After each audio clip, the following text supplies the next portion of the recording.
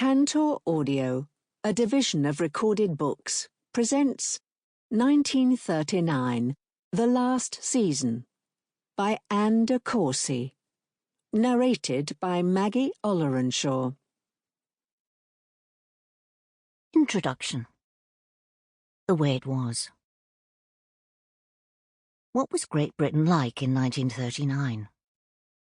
It had just under 47 million inhabitants, or as Picture Post put it, if we set down two people on a football pitch, we would have a picture of the density of our population. The birth rate, which had been steadily dropping all through the 30s, stood at 15.3 for every 1,000 people, and there were 1,081 women for every 1,000 men. The average bachelor was 27.72 years old when he married, his bride 25.58. For most, their union was lifelong. In 1938, a mere 6,250 marriages were dissolved by divorce, for which the commonest ground was adultery. A new scientific discovery was about to render the issue more clear-cut in some cases. It had just been realized that a child inherited the blood group of one of its parents, so that if neither husband nor wife had a blood group which matched the child's, the husband was not the father. In March 1939, the House of Lords was debating the bill which would allow the courts to take account of blood tests in paternity cases. Violent crime outside the confines of the home was uncommon, apart from terrorist acts by the IRA, who on the 15th of January had proclaimed a renewal of the campaign to force the British out of Ireland. A wave of bombings immediately followed. In the country, children could wander freely, and although certain areas of London were regarded as unsafe, in ordinary residential districts the inhabitants could walk the streets without fear. Young men might knock helmets off policemen on boat race night, but armed robbery was virtually unknown. Even when death resulted, motoring offences were often treated as unfortunate accidents rather than crimes, in much the same way as a king presiding at a tournament might console a medieval knight for accidentally killing his opponent. One judge told the motorist he sentenced to 3 months for manslaughter caused by dangerous driving, "It is no reflection on you morally to go to prison." Magistrates in Slough were unwilling to lay the burden of conviction upon the conscience of a woman motorist who had suffered a nervous breakdown when a summons was served on her. Her doctor testified that he could not bear to think of the effect that finding her guilty would have on her nervous system, and she got away with the payment of £2, 8 shillings and 7 costs. At the beginning of the year, the level of unemployment was high, with 2 million out of work. 12 months earlier, the National Unemployed Workers' Union had organised a series of demonstrations to draw attention to the increasingly desperate plight of the jobless. 100 of them were sent to order tea at the Ritz, a clever ploy which filled many columns of newsprint with indignant contrast between their lot and that of those who usually took their 5 o'clock refreshment in these pink and gold surroundings. In another protest, 5 days before Christmas 1938, 200 unemployed men lay down among the Christmas shoppers in Oxford Street, while on New Year's Eve others carried a black coffin containing the message "Unemployment, no appeasement" into Trafalgar Square, before attempting to deliver it to the Prime Minister. As the months passed, civil defence and rearmament work reduced the number of unemployed. But life in industry could be very hard. In coal mining, for instance, the number of casualties was enormous. For every day of 1939 so far, recorded Picture Post in February, 3 miners have been killed and over 400 injured underground. And many of these men were uninsured. New industries were bringing more hope. By now, plastics were widely used. There were even Bakelite coffins, and light but strong metal alloys were being produced. Both of these had made possible a revolution in aircraft design. Although the first commercial air crossing of the Atlantic was made by a giant flying boat, Pan American Airways Yankee Clipper, the slow and cumbersome seaplane was rapidly approaching obsolescence, now that the largest airliners, whose weight had made a ground landing impossible, no longer had to land on water. Above all, a new generation of fighters was taking to the skies.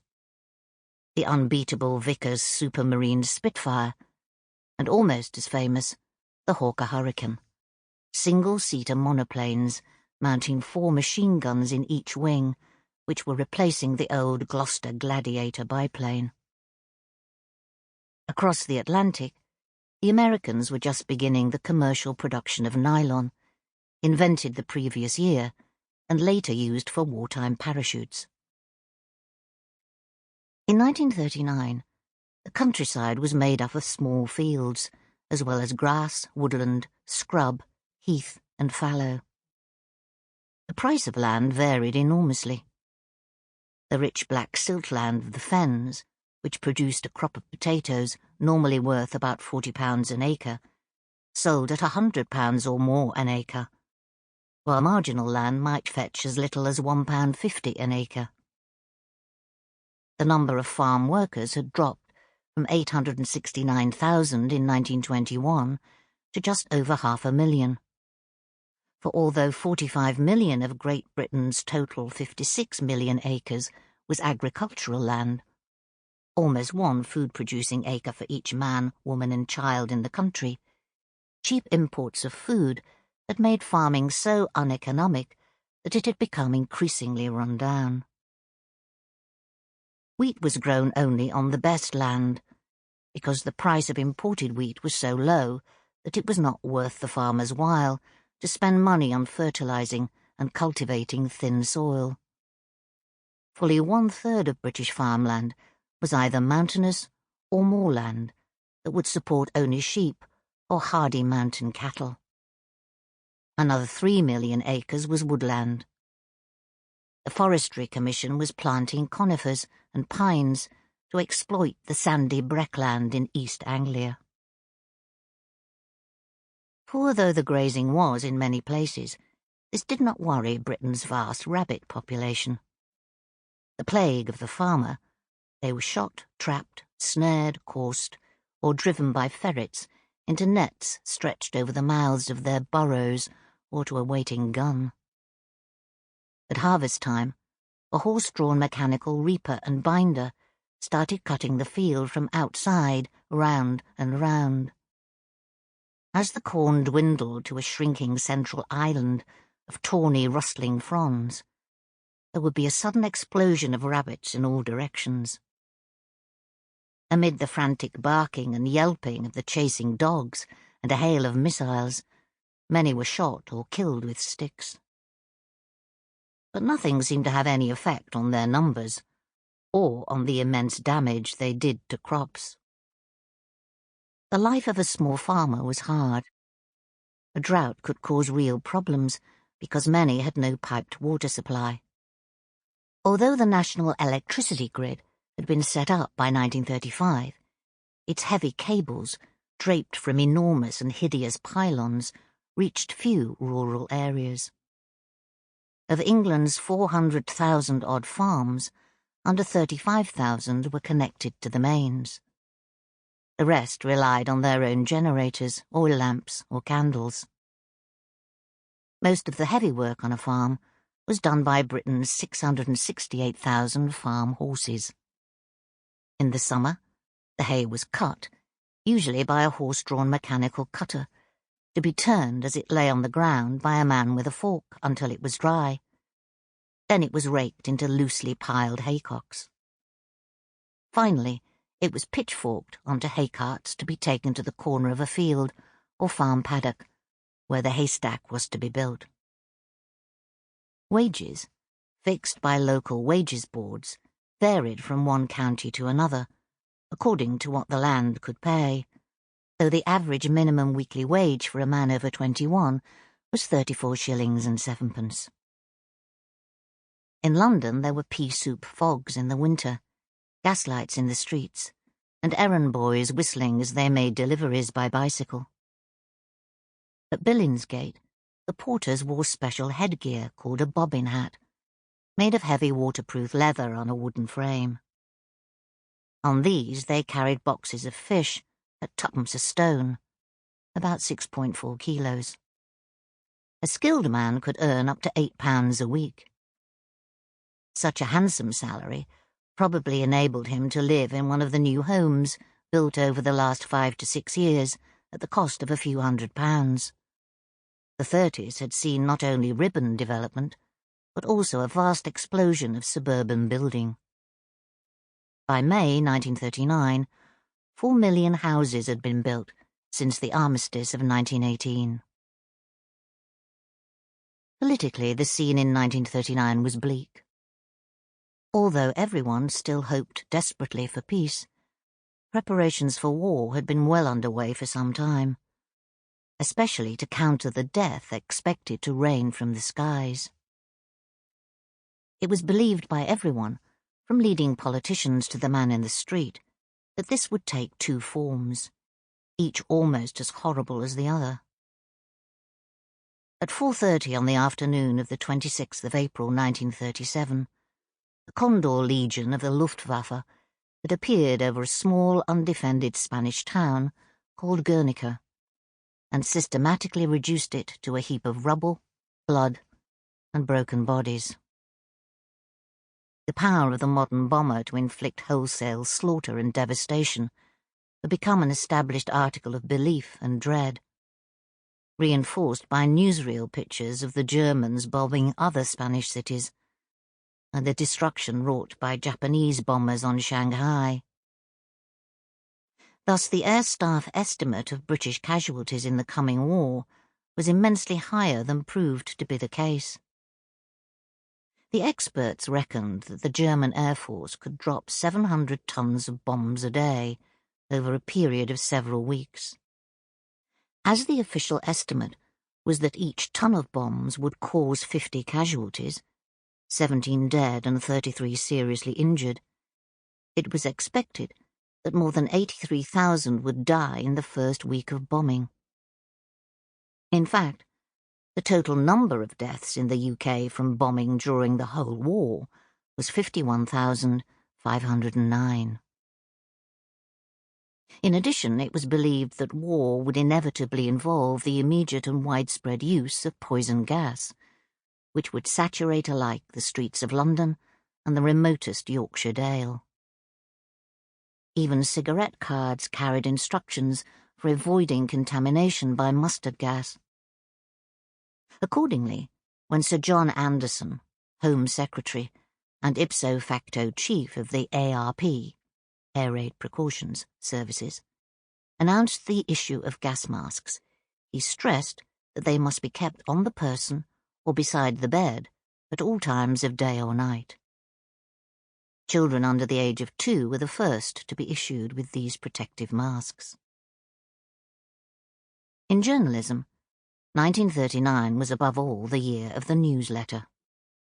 The broadsheet, dealing with legal matters, Father Desmond's Views, the Fleet Street newsletter, King Hall newsletter, started by Commander Stephen King Hall the previous year, and already up to a circulation of 50,000, and In Plain English, were all characterized by the implication of specialist or behind-the-scenes knowledge, and most of them took an optimistic approach to the events in Europe. This view was shared by the heavens. By the end of the 30s, all popular newspapers were publishing horoscopes. The most famous were those of R.H. Naylor, which occupied a whole page in Lord Beaverbrook's Sunday Express. And as the name had not been patented, there were no fewer than 9 versions of Old Moore's Almanac. with the honourable exception of Naylor, whose warning notes were sounded in direct, if discreet, contradiction to his proprietor's message, "There will be no war," on the masthead. Most of these prognostications announced that war would be averted. At Britain's first astrological conference, which took place at Harrogate in April 1939, it was confidently predicted that the dogs of war would remain leashed. There may be alarm and difficulty, but nothing very serious is going to happen. One of the few publications to take the opposite view was Picture Post. Launched the previous year, it was possibly the most innovative magazine of the century, with a revolutionary photo verite technique that brought not only facets of Britain, but also of Hitler's Germany to sharp and vivid life, with an unmatchable combination of words and pictures, as in this description of Berlin in the spring of 1939. Even in the most ordinary discussions, you are reminded more and more of New York, as it used to be when the grip of the Tammany machine was heavy on it. You could have spent weeks in New York in those days and never run across Tammany. There were plenty of British visitors who came back thinking that the Tammany grip, the Tammany violence, the Tammany cruelty and corruption of every phase of civic life were grossly exaggerated. But the New Yorker, when he chose, could tell a different story. He knew. And the Berliner knows too. But he talks less. He looks on. Sometimes, as among the ardent Christians who see their religion torn to bits and the walls plastered with the barbaric obscenities of Der Stürmer, or among the working-class people with all their traditions of independent organization, the Berliner not only looks on, but works to end all this. But sometimes, like the toads in the Tiergarten, he just sits and looks. Chapter 1. The Prospect in 1939. The year opened with a glimmer of hope. A few months earlier, Prime Minister Neville Chamberlain had signed the Munich Agreement, or as the Week would have it, turned all four cheeks to Hitler. And in November, odds of 32-1 against the outbreak of war were laid at Lloyd's. As January and February gave way to the early days of March, even the weather, brilliant, still with hours of sunshine, warm as a day in May under the clear deep blue skies of early spring, conspired, if not to optimism, then at least to a raising of spirits. Was not unemployment dropping by 4,000 a day? No need for the moment to think of the reason. Did not 100,000 people, the highest number for several years, now have an annual income of over £2,000? Were not 2 million cars on the road? Was there not a plane to Paris every 2 hours for those who preferred to shop for their spring clothes in the Rue de la Paix rather than Bond Street? And most reassuring of all to some, had not the Prime Minister himself announced on the 10th of March, "The outlook in international affairs is tranquil"? In Paris, the spring sunshine was greeted in the traditional way with new clothes. At the Auteuil races, smart women wore inch-wide striped silk suits with flowered hats. The Parisienne was able to don such frivolous attire with fewer worries about sudden showers than her London counterpart for the latest diminuti, provided by the French post office and obtainable by dialling Invalide 8800, was a 12-hour weather forecast for the Paris region. In London, the Prime Minister pleaded that the friendly sentiments expressed unofficially by leading Germans should be made the basis for a determined attempt at general understanding. The Times, which had defended the Munich Agreement and fanatically supported Chamberlain, was still resolutely doing so. The Foreign Secretary, Lord Halifax, told Parliament, "It is a mistake to see crisis in every event." Although every known fact, every rumour, and most personal reports confirmed Hitler's aggressive intentions, the longing to believe that war could be avoided was so strong that every straw was snatched at. Where optimism was possible, it was emphasised. The Daily Express adopted its "No war this year, or next" slogan, and ordinary life continued in an air of unreal normality. Nowhere was this more apparent than in that esoteric social ritual known as the season.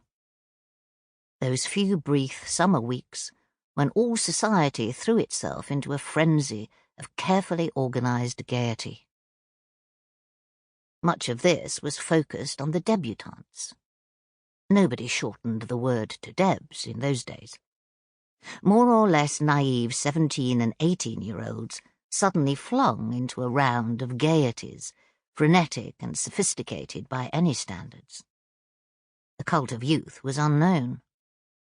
"She should be spanked," was the spontaneous exclamation of a judge when told of a child of 12 who asked to have her hair permed.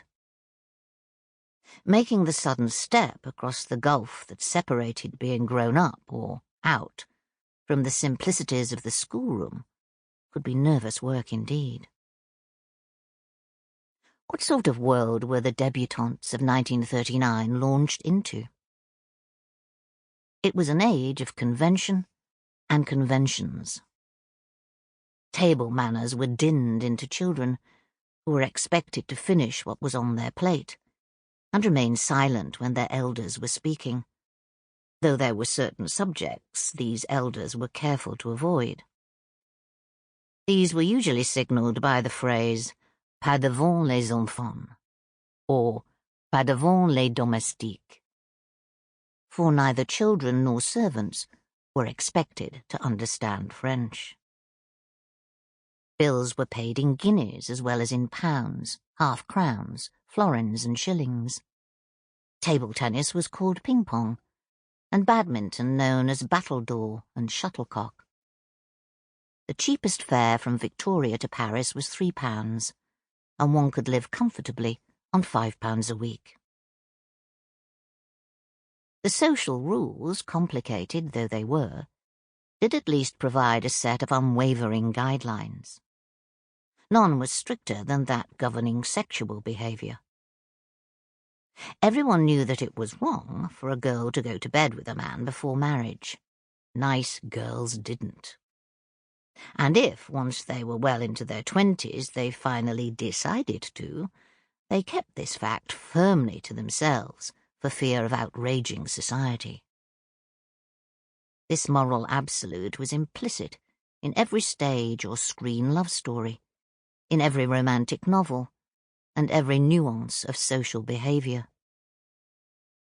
Even the presents a nice girl could accept from a man had to be those which she could, with propriety, allow him to remove from her person. Thus gloves, handkerchiefs, scarves or jewellery were all right, but underwear was not.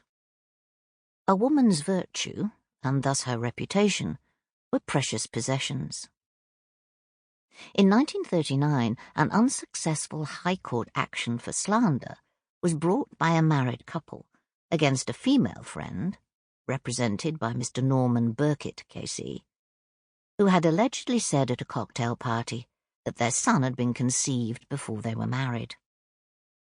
Other women sued for breach of promise. One girl got £1,000 out of a Cambridge Blue when he backed out of their engagement. Snobbery was not so much a common fault as a wholesale acceptance of the idea that society was divided into classes, which might meet, mingle, respect, like, and even love each other, but never blend. The public schools provided an education still heavily biased towards the classics. They produced an elite whose members were at best men of honour and integrity, and at worst inadequates who sheltered behind the social cachet given by a good school. The public school spirit, with its insistence on a code of conduct based on honour and its emphasis on character and character-building games, was considered a pearl beyond price. Sexual freedom, though regarded with more indulgence in the male than the female, was still frowned on, and the man who had a string of affairs was known pejoratively as a womanizer, and, worse still, a cad. This ethos produced a hero figure much nearer to Richard Hannay or Bulldog Drummond than to James Bond. As one critic of the system remarked in March 1939, "It is still true that although the public schoolboy is marvellous at ruling several square miles of African swamp, he has a great deal to live down before he achieves his full value in the day-to-day world of modern England." Another verdict was even more succinct. "Acceptable at a dance, invaluable in a shipwreck, but no earthly good as an ordinary citizen on an ordinary occasion." Nevertheless, England continued to be ruled by men who had been at the same handful of schools, the same 2 universities, and who belonged to the same clubs. Everyday life among the comfortably off was considerably more leisured than it would ever be again. Tea was a regular and important meal, with all the paraphernalia of silver teapot, silver-plated kettle on spirit lamp, slop bowls, lump sugar, finely cut bread and butter, scones, cucumber sandwiches, several kinds of cake, from rich dark gingerbread or fruit cake to fluffy sponges, and on festive summer occasions, strawberries and cream. The tea party was recognised as a social occasion as much as an invitation to luncheon or dinner. Special cafes called tea shops catered specifically for this meal. Some, like Gunter's, famous for its brown bread ices, were fashionable rendezvous, and an invitation to tea at one of them was a useful preliminary staging post in a flirtation, while the walnut cake found at the Fuller's chain of tea shops was a treat for schoolboys and weary shoppers alike. Still others provided a cheap alternative to restaurants for those less well off. In the country, tea provided a welcome punctuation during a tennis party, and even young officers, daily becoming more numerous, ate tea with each other in default of better company. Society lived well. The rich drove Daimlers, Rolls-Royces, and the now forgotten Lanchester. Its selling point, at 50 miles per hour, you can knit comfortably. A normal evening out in London could start with dinner, followed by the theatre, going to the play, as it was still often called, or cinema, and winding up with supper and dancing at one of the many nightclubs or bottle parties dotted around the West End. It was possible to eat very well for 6 or 7 shillings a head. Most hotels and restaurants were clustered round Piccadilly and Park Lane, with a few around the Strand. For a meal that was cheaper and less formal, the adventurers made their way to Soho, where artists such as Walter Sickert and Duncan Grant lived. Here the Gargoyle Club, where H.G. Wells lunched regularly, had a membership of 1,400. Typical of the small proportion of foreign restaurants in the capital were the Hungarian Chada and the Italian Café Bleu, while the Eagle Club in Old Compton Street was a favourite haunt of people of colour. At the York Minster, which drew a clientele of artists, prize-fighters, writers and bookies, Monsieur Victor Berlemont, the only French publican in London, became famous for the absinthe he filtered through sugar into decorative glasses. Evening dress was invariably worn at grand hotels such as Claridge's, the Berkeley, Grosvenor House, the Dorchester, and the Savoy. Sample complete. Ready to continue?